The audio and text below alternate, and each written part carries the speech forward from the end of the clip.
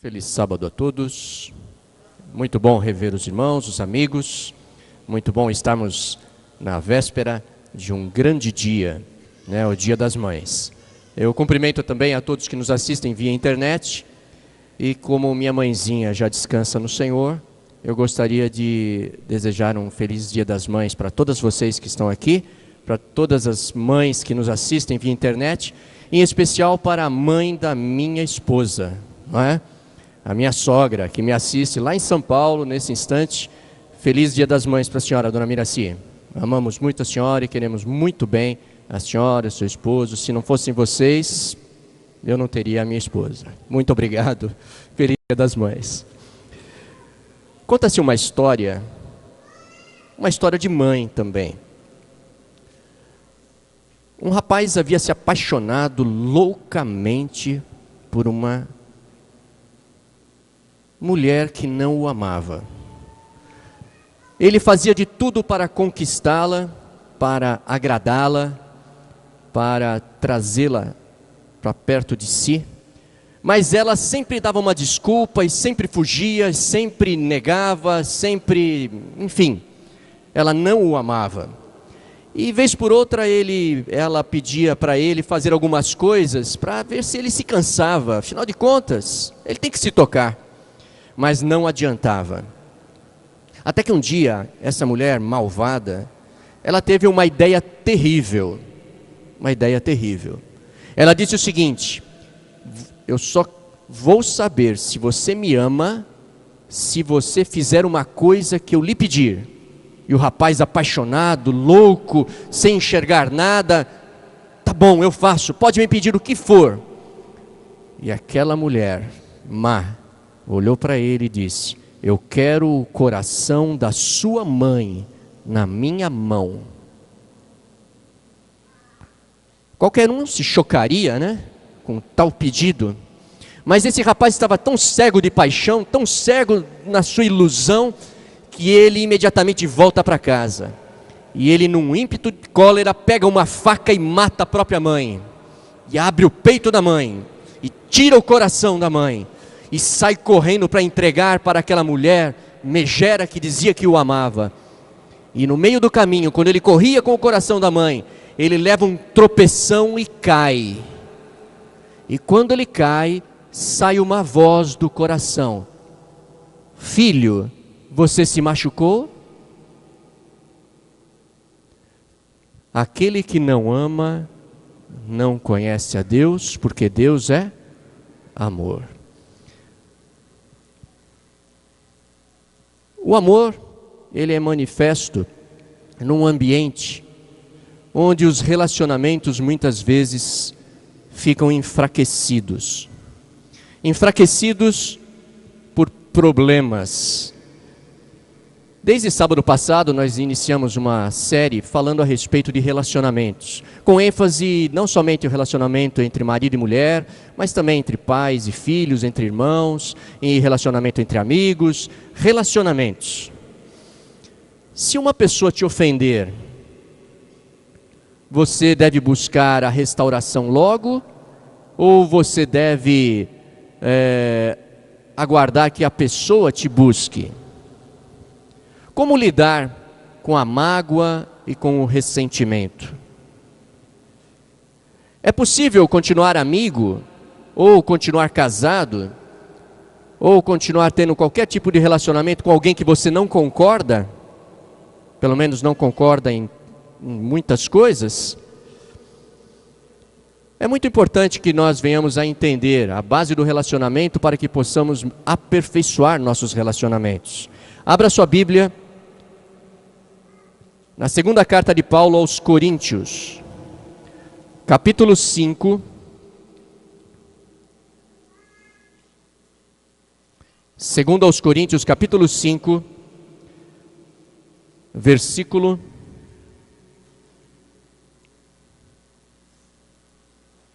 18.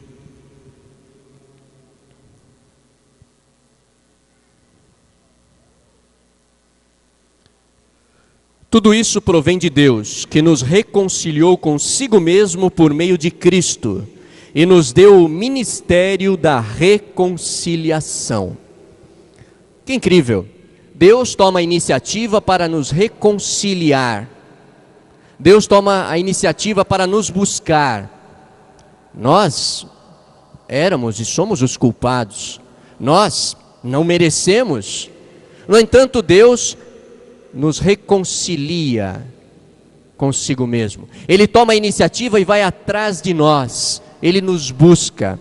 Mas é interessante que esse verso, ele não para aí. Ele diz que nós nos tornamos ministros da reconciliação. Isto é, eu e você somos ministros da reconciliação. Não somos ministros da inimizade, não somos ministros da falta de perdão, não somos ministros do rancor, não somos ministros dos maus sentimentos, nós somos ministros de tantas coisas ruins que o mundo oferece. A Bíblia diz que nós somos ministros da reconciliação. Aquele que não ama, não conhece a Deus, porque Deus é amor. Uma vez restaurados à presença de Deus e reconciliados com Ele, Deus quer que agora nós venhamos também a nos reconciliar uns com os outros. Mas para isso nós precisamos aprender a amar. E é complicado, porque somos imperfeitos, incompletos. Deus quer que nós valorizemos o relacionamento com os amigos, com os colegas de trabalho, de estudo, com os irmãos da igreja, com parentes, filhos, com os cônjuges, com o cônjuge. Ele quer que nós nos esforcemos para estabelecer um bom relacionamento. Cristãos perdoados que não perdoam A ou B, que não falam com este ou com aquele, são uma contradição para o próprio cristianismo. Trazem sobre si muito estresse, infelicidades desnecessárias e colocam em risco a sua própria salvação. Paulo, ele disse que ele trazia no seu corpo as marcas. Vivemos num mundo muito cheio de marcas, de logos. Uma marca internacional de uma bebida, Coca-Cola, está em todos os lugares. A Microsoft, universalmente conhecida. A Honda, até a Petrobras, nossa multinacional, espalhada em alguns países desse mundo. Todos são conhecidos por um logo, por uma marca. As grandes religiões também. No judaísmo nós encontramos a estrela de Davi, símbolo. No islamismo encontramos a lua crescente, símbolo dos muçulmanos. No cristianismo nós encontramos a cruz, que é a marca distintiva dos cristãos. Mas afinal de contas, qual deve ser a real marca, o real logo? Como que devemos ser conhecidos, já que ninguém anda com uma cruz pintada na testa ou no peito? De que forma Deus quer que você e eu sejamos conhecidos? Com a sua Bíblia aberta ainda agora no Evangelho de João, no capítulo 13, nós vamos ver aquilo que o Senhor nos deixou como a marca distintiva, o logo distintivo, o símbolo distintivo dos cristãos, que deve ser manifesto a todos. João capítulo 13.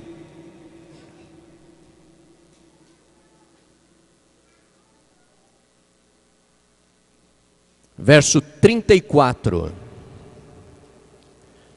Um novo mandamento lhes dou: amem-se uns aos outros. Como eu os amei, vocês devem amar-se uns aos outros.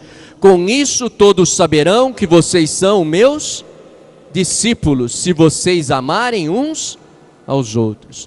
Os discípulos de Cristo não são reconhecidos porque comem isso ou deixam de comer aquilo, ou porque se vestem de uma forma ou se vestem de outra forma, ou porque qualquer outra coisa.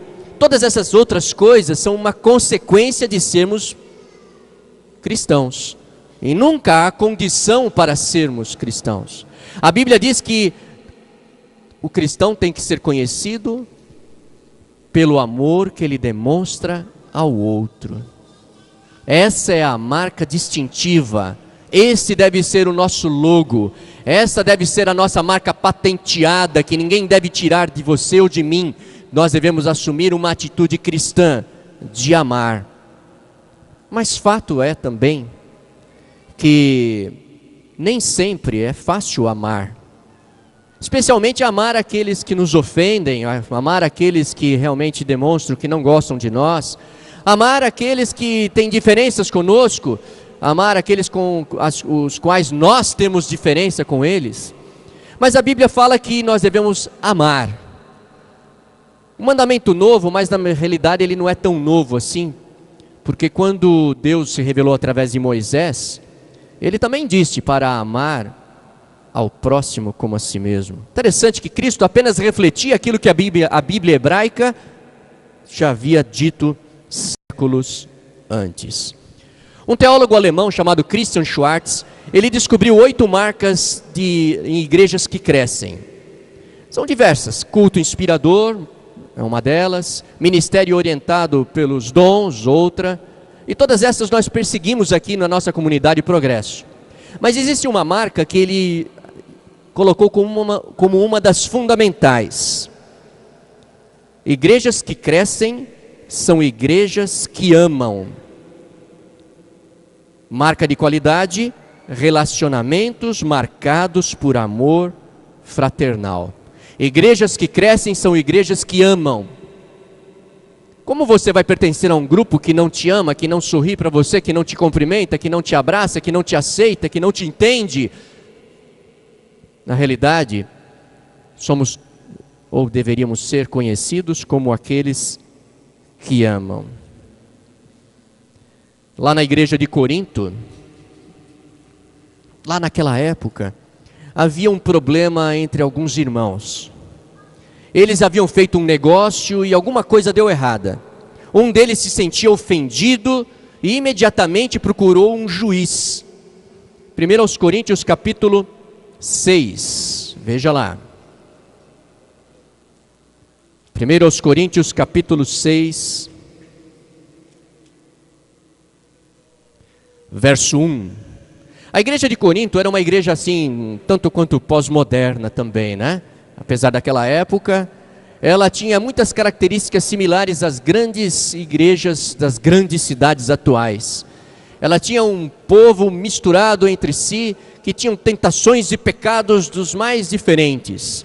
Mas mesmo assim o apóstolo chamava-os de santos, ou santificados, ou aqueles que estão crescendo no conhecimento do eterno. E no capítulo 6, no versículo 1, diz o seguinte: se algum de vocês tem queixa contra outro irmão, como ousa apresentar a causa para ser julgada pelos ímpios, em vez de levá-las aos santos? Havia um problema lá. E infelizmente, por falta de amor, por falta de tato, por falta de um relacionamento sadio, aquela igreja primitiva estava marcada por um racha. Aquelas pessoas não haviam aprendido a lidar com os conflitos. Os seus interesses materiais e comerciais tornaram-se prioridade. Os membros daquela igreja deixaram com que as mágoas e o rancor falassem mais alto. O escândalo era dentro da congregação e agora fora da congregação na sociedade. A liderança local não tomou iniciativa para curar. Todo mundo sabia do problema e ninguém tinha coragem de resolver o problema.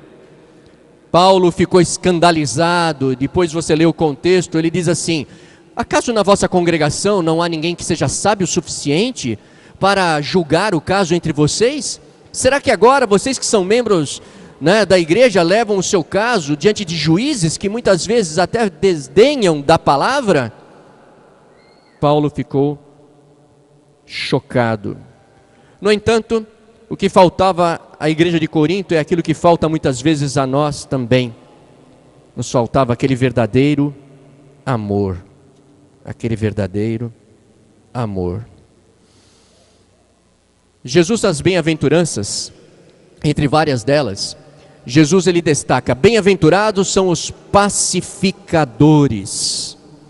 Nós vivemos um mundo conflituoso, guerras em todo momento, criminalidade em alta, cada dia que a gente liga o jornal, um outro crime aconteceu, um novo estupro aconteceu, um novo sequestro relâmpago aconteceu, tantas coisas acontecem. E Jesus disse, por isso que Jesus disse, bem-aventurados os pacificadores. Essas palavras de Jesus se tornam cada vez mais fortes e precisas, quanto mais nós observamos a sociedade que nós vivemos, que é uma sociedade sem amor, individualista, um engole o outro, um só quer saber dos seus interesses e nunca quer saber do interesse do outro. O individualismo vence. Agora, você quer ser a bênção de Deus nesta vida? Você quer ser conhecido como filho de Deus? Você quer aprender a ser um pacificador?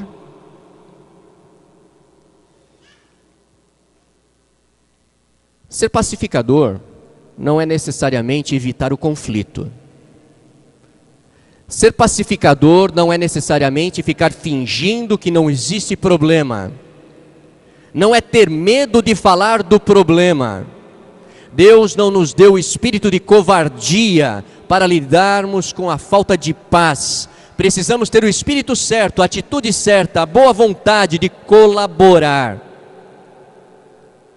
Uma das profecias da Bíblia hebraica, que está lá em Isaías, diz que o Mashiach, o Messias, ele seria o príncipe da paz, do shalom, da paz, da tranquilidade, do perdão, da restauração. Aquele príncipe que ajudaria a aproximar. É lógico que algumas vezes nós precisamos evitar o conflito, mas outras vezes nós precisamos criar alguns conflitos para que algumas coisas possam mudar. Como saber a hora certa de um e de outro é complicado, porque nós somos seres humanos tão imperfeitos, nosso coração é tão imperfeito. Mas existem pelo menos 7 passos que nós precisamos dar. Primeiro passo, converse com Deus. Você precisa falar com Ele. Não fique murmurando, reclamando, amargurado, pensando consigo mesmo, falando mal da pessoa que te ofendeu. Dê uma chance para Deus ser Deus na sua vida, no relacionamento, na cura desse relacionamento. Desabafe com Deus, chore se for necessário, escolha um lugar e hora apropriados para isso. Clame por ajuda. Deus nunca fica chateado em ouvir você falando dos desentendimentos que você tem com outras pessoas. Segundo, sempre tome a iniciativa, não importa se não foi você que ofendeu, você o ofendido. Deus quer que você tome ou dê o primeiro passo, porque afinal de contas, Ele deu o primeiro passo, não é? Para te restaurar. Na realidade, eu gostaria de apresentar o guia de mensagem só no final, ok? Obrigado. Deus deu o primeiro passo para nos restaurar, e Ele quer que nós venhamos também a dar o primeiro passo na restauração dos nossos relacionamentos. Eu me lembro, uma época eu trabalhava ainda no banco, e eu tinha um colega que trabalhava na cobrança junto comigo, lá na Praça da República, no centro de São Paulo, e nós estávamos ali num bom relacionamento, até que um dia, um pisou no pé do outro e nós tivemos uma discussão. E essa discussão ali no meio do trabalho, no meio do banco aberto, agência aberta, e nós dois ali batemos boca, ele sentou emburrado de um lado, eu sentei na mesa do lado, emburrado do outro lado. Mas Deus, Ele nunca deixa a gente, através do seu Espírito, muito confortável com certas circunstâncias. Porque Ele pede que nós venhamos a viver bem, em equilíbrio, em harmonia com o nosso próximo. Agora, como eu vou viver em harmonia com alguém que me ofendeu e o sujeito era muito complicado? Eu também sou um pouco complicado, lógico, Mas, brigamos, ele falou, eu falei, e aí no final eu falei, mas eu sou cristão. Eu não posso ficar assim, eu tenho que buscar. Mas foi ele que me ofendeu, eu pensei comigo. Aí fica aquela luta, Mas ele que me ofendeu, ele que tem que vir. É ele que é o culpado, é ele que... Eu me levantei e falei, Senhor... E foi difícil, não foi fácil, tá?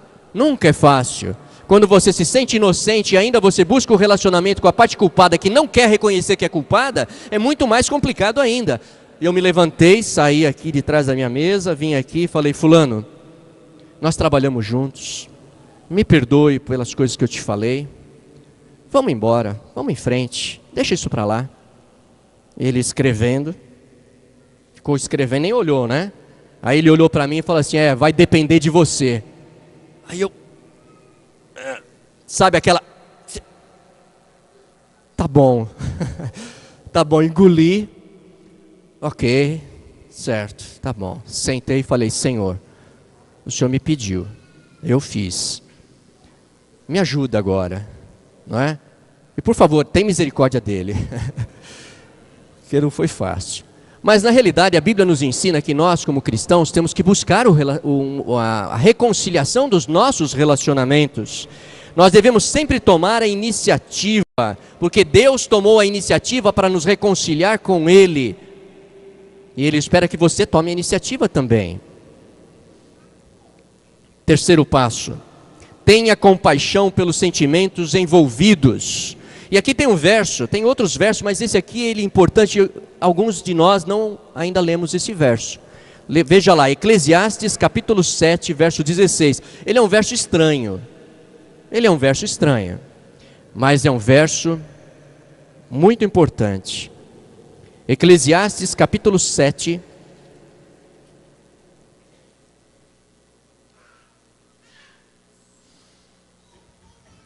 O profeta Jeremias, ele diz que o coração do homem é o quê?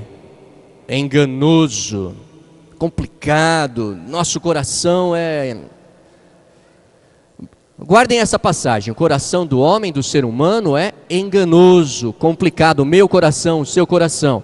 E agora vamos ler Eclesiastes capítulo 7, verso 16. Não seja excessivamente justo. Eu não falei que era um verso estranho? Não seja excessivamente justo, nem demasiadamente sábio. Por que destruir-se a si mesmo? Pastor, não entendi. A Bíblia fala que o justo viverá pela fé, que nós devemos ser justos, nós devemos ser sábios. E agora ele diz aqui que nós não devemos ser excessivamente justos, nem excessivamente sábios. Agora junta com aquela passagem de Jeremias, que o coração do homem é enganoso. Muitas vezes nós achamos que estamos com a atitude certa, com o comportamento certo, com o ponto de vista certo, não é? E nos achamos justos e sábios, e achamos que aquilo que estamos fazendo é o correto. Mas na realidade, às vezes queremos ser mais justos do que Deus é justo, ou o que Ele pede que sejamos. E devido à nossa própria incredulidade, nosso próprio coração de pedra, nossa própria insensibilidade, nossos próprios auto-enganos, nós cometemos injustiças na tentativa de cometer justiça. Por isso ele fala: não seja excessivamente justo. Quer dizer, toma cuidado. Cuidado, você está indo forte demais, você está sendo dura demais, duro demais. Aonde vai te levar esse excesso de zelo, essa justiça? Lembra que teu coração é enganoso. Cuidado com teu relacionamento, já não está bom, vai piorar se você continuar. Não seja sábio aos seus próprios olhos, calma, você não sabe tudo, não seja arrogante. Só porque você leu, aprendeu, tem experiência, calma. Porque te destruirias a ti mesmo? Não falei que é um verso estranho, mas é um verso muito interessante. Use mais os ouvidos e menos a boca. Quarto, confesse sua culpa no conflito, seja humilde. Quinto, discuta o problema e não o valor da outra pessoa. Seria mais ou menos assim: eu já falei que esse pedestal tem que ficar aqui, mas por que o pessoal da música coloca ele aqui? Tá, eu não falei nada, tá? Isso é só uma ilustração, tá? Não, porque eu fiz uma ilustração uma vez dessa numa igreja, acabou o culto, a irmã veio falar comigo, porque eu usei um vaso que ficava aqui na frente, e eu falei: quem pôs, quem não pôs, para ilustrar. Ela veio: pastor, eu que pus o vaso, não sabia. É uma ilustração, tá? Então eu coloco aqui, aí vem o Lito e coloca aqui. Aí eu coloco aqui e o outro vem aqui. Aí chega uma hora que eu falo assim: eu já falei que era para colocar aqui, aqui é o melhor lugar, mais estratégico, mais bonito, não atrapalha. Mas devido à teimosia de colocar aqui, eu perco a cabeça e falo o seguinte, ó, sabe por que você põe aqui? Porque você é pronto. Eu saí do problema e fui um ataque pessoal. Discuta o problema, não discuta a pessoa.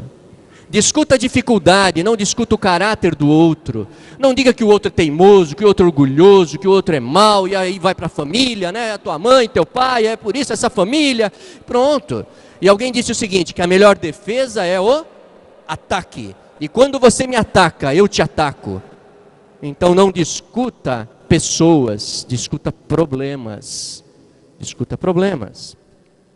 Deus quer que você coopere, não seja orgulhoso, orgulhosa. Alguém disse que o pecado do orgulho é o que tem menos remédio. Porque o orgulhoso, ele não reconhece que ele é orgulhoso. Ele fala, não, eu não, isso aí é para o outro. Essa mensagem é para aquela pessoa. Nossa, se fulano tivesse aqui, nossa, isso ele precisava ouvir. Quer dizer, não é para ele. Ele acha que ele está legal. Que coisa. Uma outra frase também, e nós já vamos ver no guia de mensagem, mas interessante. Dê ênfase à reconciliação e não à solução. Dê ênfase à reconciliação e não à solução. Porque algumas coisas são questões de ponto de vista que você acha de um jeito, a outra pessoa acha do outro. Então, se você for buscar uma solução, essa solução às vezes vai dar um empate, vai dar 1-1. Então não busque a solução, mas dê ênfase à reconciliação. Chegue e diga o seguinte, olha, você pensa de um jeito, eu penso do outro. Não tem muita solução. Mas vamos nos reconciliar e vamos continuar sendo amigos? Vamos continuar sendo marido e mulher? Vamos continuar sendo colegas de trabalho, de escola? Temos umas nossas diferenças, mas ainda somos reconciliados, amigos. Interessante. Pegue seu guia de mensagem e agora sim, pessoal lá do áudio e vídeo, guia de mensagem número 1, complete. Deus nos reconciliou consigo mesmo e quer que sejamos ministros da reconciliação, pacificadores. Complete aí. Qual a vantagem de você completar o guia de mensagem? Você grava. Qual a vantagem? Você leva para casa um resumo e algumas pessoas estão guardando, fazendo uma coleção do guia de mensagem. Número 2, 7 passos para ser um pacificador. Passo A, converse com Deus, Ele quer te ouvir, você precisa falar. Ore a Deus, resista à tentação de ficar murmurando, reclamando e se amargurando. Letra B, tome sempre a iniciativa, não importa se você ofendeu ou foi ofendido. Deus espera que você dê o primeiro passo. Ele deu o primeiro passo para restaurar você e espera que você faça o mesmo. Letra C. Tenha compaixão pelos sentimentos envolvidos. Não seja justo demais. Somente Deus tem condições de fazer justiça plena a todos os envolvidos no problema. Letra D. Confesse a sua culpa no conflito. Seja humilde. A confissão é uma ferramenta poderosa para a reconciliação. Letra E. Discuta o problema e não o valor da outra pessoa. Concentrar-se no problema e não na pessoa é o melhor caminho. Letra F. Deus quer que você coopere, não seja orgulhoso. Reconciliar custa muito, custa o seu orgulho, custa o seu egoísmo. Letra G. Dê ênfase à reconciliação e não à solução. Podemos restaurar um relacionamento mesmo quando somos incapazes de resolver nossas diferenças. Que interessante. Sabe, quando cantamos sobre família, puxa, Eu cantei ali e agradeci pela família que eu tenho, que está ali sentadinha ali. No entanto, eu também, como todos nós sabemos, das lutas que temos, dos problemas que temos. Ninguém disse que relacionamento é fácil. Às vezes nós queremos nos acostumar com coisas que acontecem muito automaticamente, que é fácil. Mas o relacionamento entre homem e mulher, entre pais e filhos, entre amigos, entre colegas de trabalho, eventualmente os conflitos aparecem. Mas se nós não tivermos o espírito certo e não formos ministros da reconciliação, sabe, num mundo em que tudo é descartável, quando nós não temos o espírito certo, nós começamos a pensar em descartar os relacionamentos. Nós começamos a pensar que realmente não há saída. Alguns têm mais lutas, outros têm menos lutas, mas todos têm lutas. Não seja justo demais, não seja sábio demais.